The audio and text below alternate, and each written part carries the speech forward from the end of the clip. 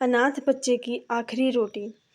एक शहर के किनारे झुग्गियों के पास राजू नाम का 10 साल का एक अनाथ बच्चा रहता था। उसके माँ बाप का देहांत कई साल पहले सड़क दुर्घटना में हो गया था। अब इस दुनिया में उसका कोई अपना नहीं था। राजू दिन भर लोगों की छोटी मोटी मदद करके कुछ पैसे कमाता और उसी से अपना पेट भरता था। कभी किसी दुकान पर सामान उठाता, कभी चाय की दुकान पर बर्तन धो देता। जो मिलता उसी से खुश रहने की कोशिश करता, लेकिन उसकी ज़िंदगी आसान नहीं थी। कई बार उसे भूखा सोना पड़ता था, फिर भी उसके चेहरे पे हमेशा मुस्कान रहती थी।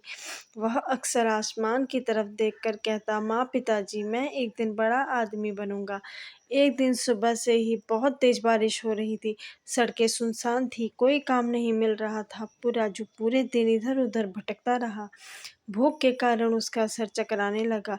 दोपहर बीत गई, शाम हो गई, लेकिन उसे 1 रुपया भी नहीं मिला।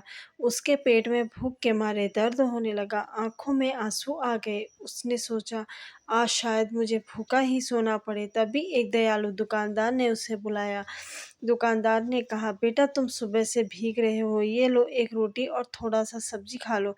राजू की आंखें चमक उठी। उसने कई बार धन्यवाद कहा और रोटी लेके एक पेड़ के नीचे बैठ गया।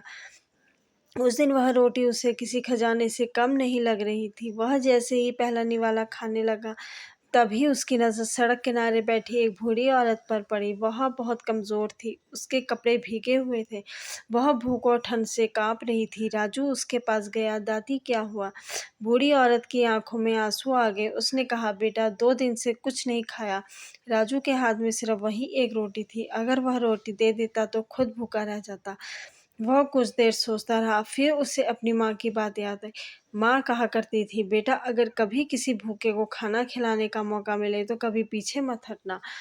राजू की आंखें भर आई। उसने बिना कुछ सोचे अपनी पूरी रोटी बूढ़ी औरत को दे दी और बोला, दादी, आप खा लीजिए। औरत हैरान रह गई। उसने पूछा, और तुम? राजू मुस्कुराया, मुझे भूख नहीं है। हालांकि उसे बहुत भूख लगी थी। बूढ़ी औरत रोने लगी। उसने कांपते हाथों से रोटी खाई और राजू के सिर पर हाथ रखकर बोली, भगवान तुम्हारी जिंदगी बदल देगा बेटा। राजू मुस्करा दिया। उस रात वह बिना खाना खाए सो गया। भूख के कारण उसकी आंखों से आंसू निकल रहे थे, लेकिन उसके दिल में सुकून था कि उसने किसी भूखे को खाना खिलाया।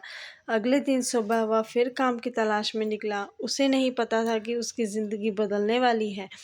दरअसल वह बूढ़ी औरत कोई नहीं साधारण औरत नहीं थी। वह एक समाज समाज सेविका संस्था से संस्थापक थी। वह गरीब लोगों की मदद करती थी। वह उस दिन लोगों की सच्चाई परखने के लिए साधारण कपड़ों में निकली थी। राजू की दयालुता ने उसका दिल जीत लिया। अगले दिन वह कुछ लोगों के साथ राजू के पास पहुंची। राजू घबरा गया। उसे लगा शायद उसने कोई गलती कर दी है, लेकिन बूढ़ी औरत मुस्कुराई और बोली, बेटा, कल तुमने अपनी आखिरी रोटी मुझे दे दी थी। राजू चुप रहा। औरत की आंखों में आंसू थे। उसने कहा, आज से तुम्हें भूखा नहीं रहना पड़ेगा। उस संस्था ने राजू की पढ़ाई, रहने और खाने का पूरा खर्च उठाने का फैसला लिया। राजू की खुशी का ठिकाना नहीं था। उसने पहली बार महसूस किया कि शायद भगवान सच में उसकी सुन रहा है।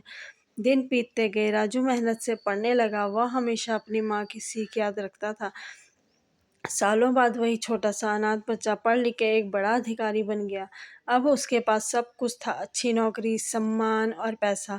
लेकिन वह अपने पुराने दिन कभी नहीं भूला। उसने गरीब बच्चों के लिए एक बड़ा आश्रम बनवाया, जहाँ अनाथ बच्चों को खाना, कपड़े और पढ़ाई मुफ्त दी जाती थी।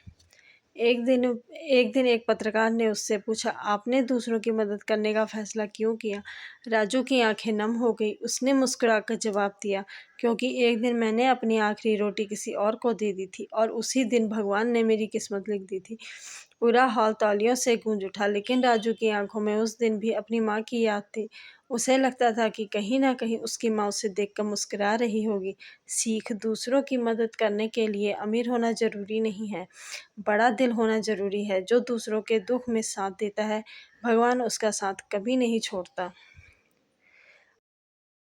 अगर आपको मेरी वीडियो अच्छी लगे तो चैनल को लाइक, सब्सक्राइब और ज़्यादा से ज़्यादा शेयर करें।